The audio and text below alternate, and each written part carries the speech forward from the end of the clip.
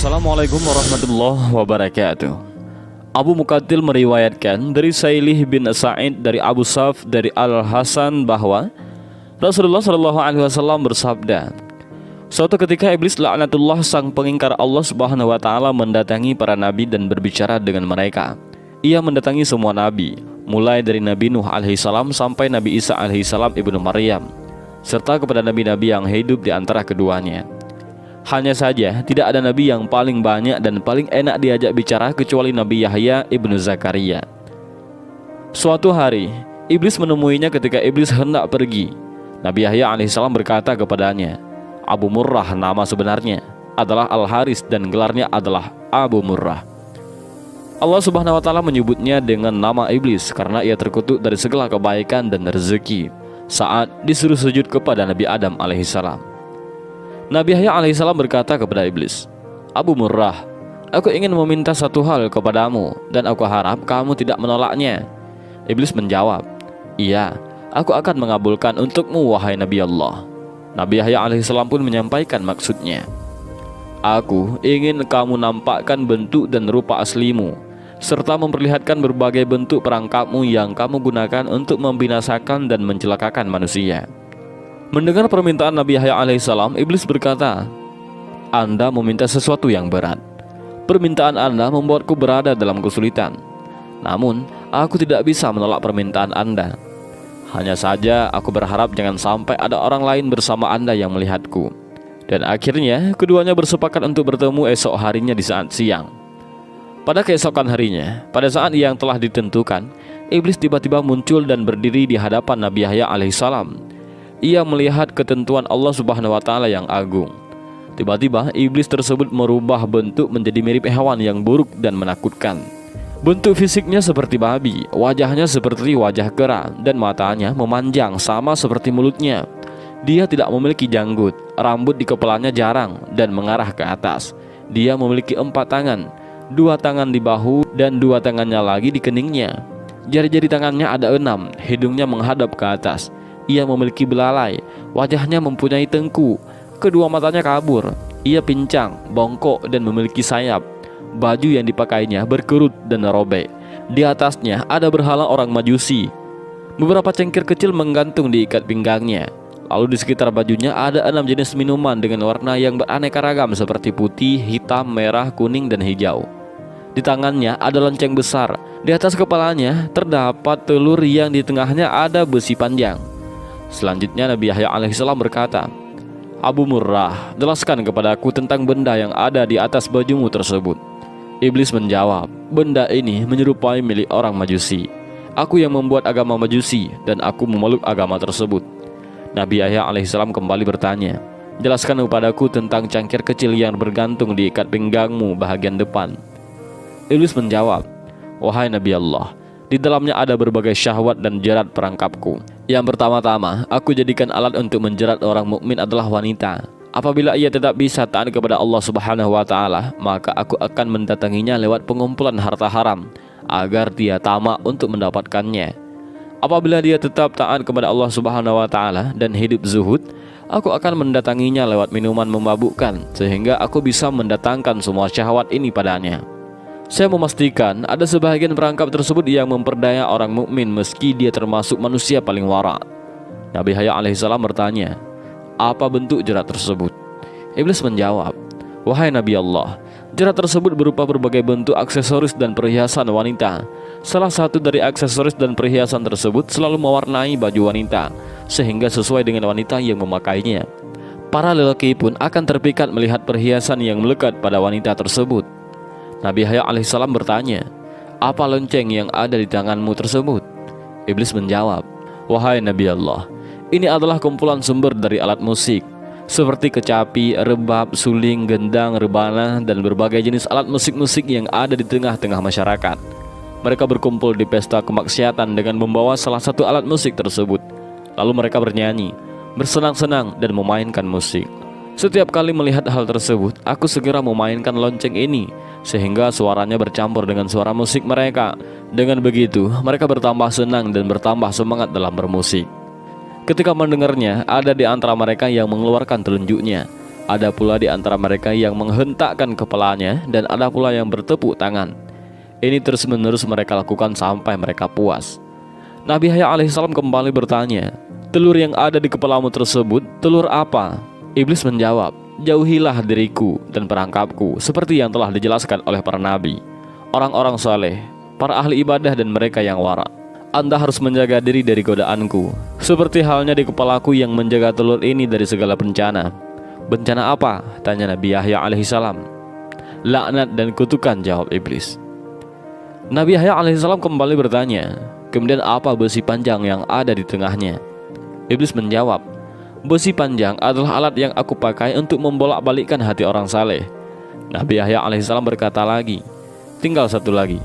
"Apa?" tanya iblis. Nabi Yahya alaihissalam melanjutkan, "Mengapa bentukmu sangat buruk dan jelek?"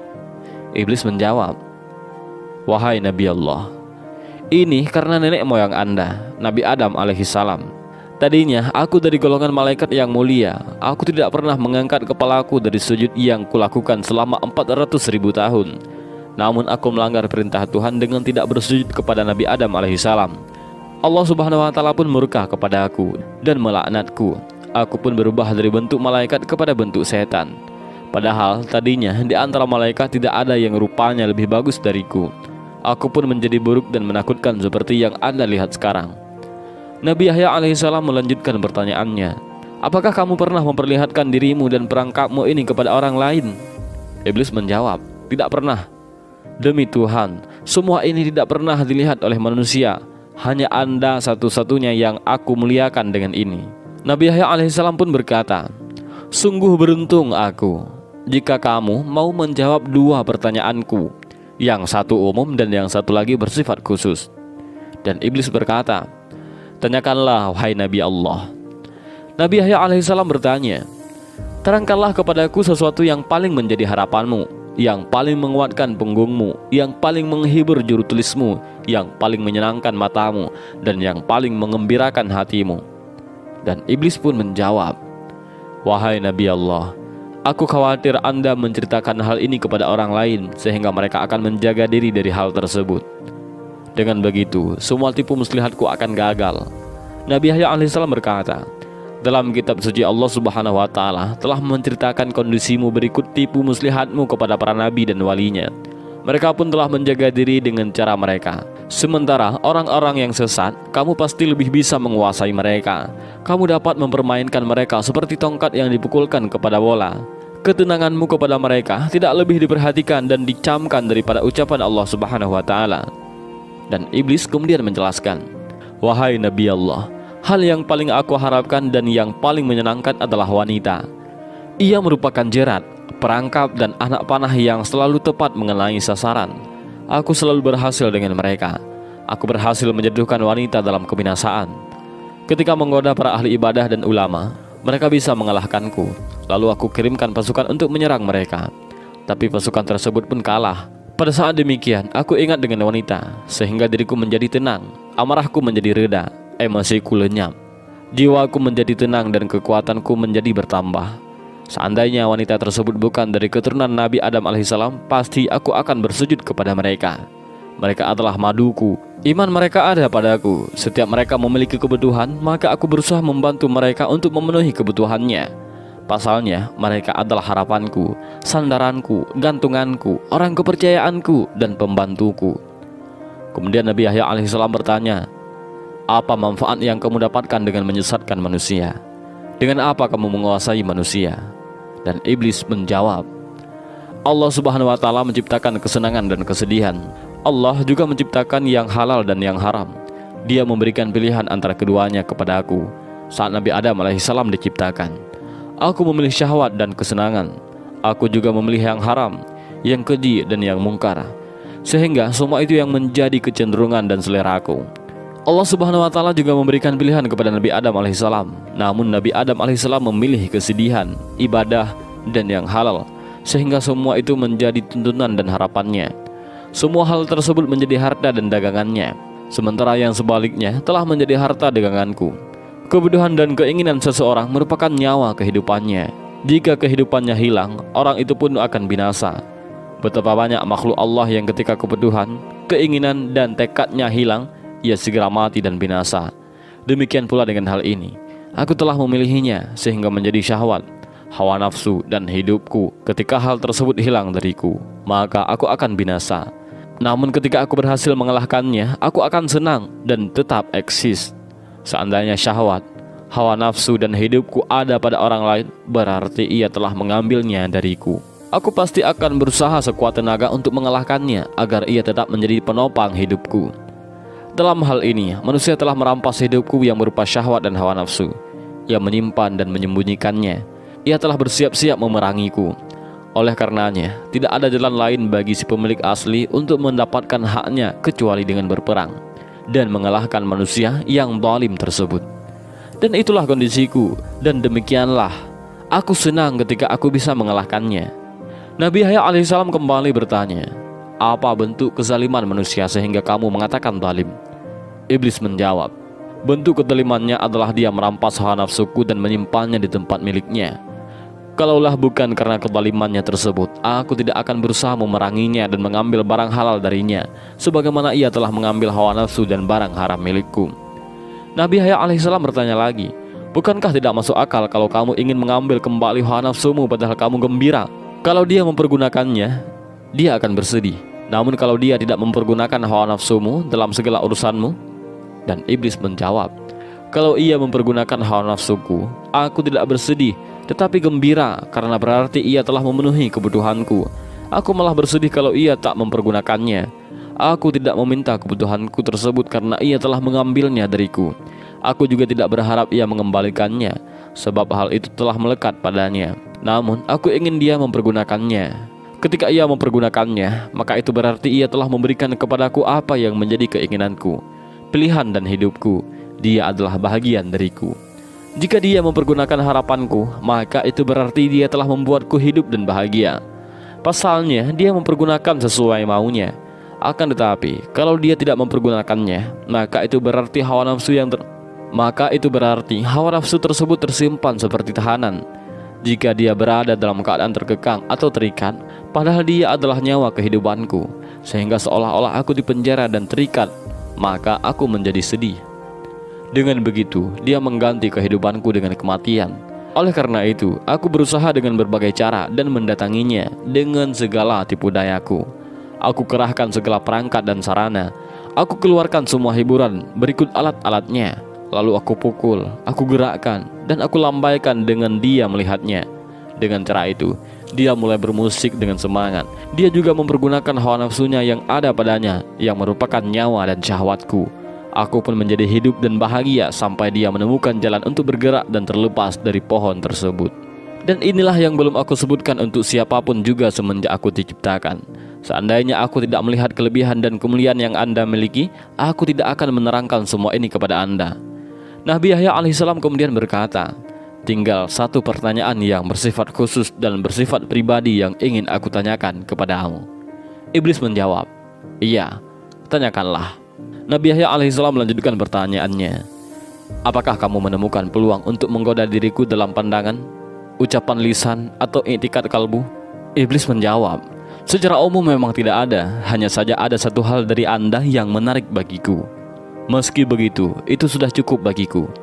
Ada satu pintu utama yang bisa aku manfaatkan untuk menggoda diri Anda. Ketika mendengar perkataan iblis tersebut, wajah Nabi Yahya alaihissalam menjadi suram. Ia bingung, hatinya sedih, jiwanya terperanjat dan kaget. Nabi Yahya alaihissalam berkata, apakah itu wahai iblis? Anda adalah orang yang banyak makan. Kadangkala Anda terlalu banyak makan sehingga menyebabkan pencernaan Anda tidak sehat. Kondisi Anda juga menjadi lemah, ngantuk dan malas dan gampang tidur. Kadangkala Anda tidur di saat Anda harusnya bangun di tengah malam untuk beribadah. Ini yang menarik bagiku dari diri Anda. Nabi Yahya alaihissalam berkata, dengan kondisi tersebut, kamu mendapatkan kesempatan untuk menggodaku? Iblis menjawab, iya wahai Nabi. Nabi Yahya alaihissalam berkata, apa yang membuatmu gembira dengan itu? Anda tidak mencamkan apa yang aku sebutkan pada Anda. Aku akan mengiring Anda pada sesuatu yang dibenci oleh Allah Subhanahu wa Ta'ala, yang tentu saja menjadi sesuatu yang aku sukai. Sebaliknya, sesuatu yang disukai Allah Subhanahu wa Ta'ala adalah sesuatu yang aku benci. Ketika manusia memilih sesuatu yang aku benci, Aku tidak berdaya atasnya, sehingga aku berusaha sekuat tenaga untuk menipunya sampai dia memilih apa yang aku sukai. Semua itu aku lakukan karena hidupku bergantung pada apa yang aku sukai dan disukai oleh manusia. Sebaliknya, kematian, kebinasaan, kehinaan, dan kelemahanku terletak pada apa yang aku benci dimanfaatkan oleh manusia. Ketahuilah, yang aku benci adalah barang yang halal, yang baik serta kesedihan. Yang aku sukai adalah barang yang haram, yang buruk serta kesenangan. Allah Subhanahu wa Ta'ala telah mengingatkanmu dengannya. Anda cukup beruntung, wahai Yahya.